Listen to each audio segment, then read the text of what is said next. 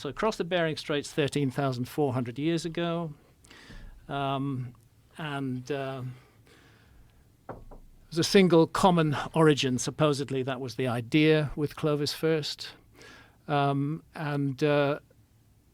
have been recent genetic discoveries showing a very close relationship between Australasians and certain peoples of the Amazon rainforest. We've talked about this before on your show, Joe, and I can go into that in more detail later. A huge amount of evidence from South America has a bearing on this subject.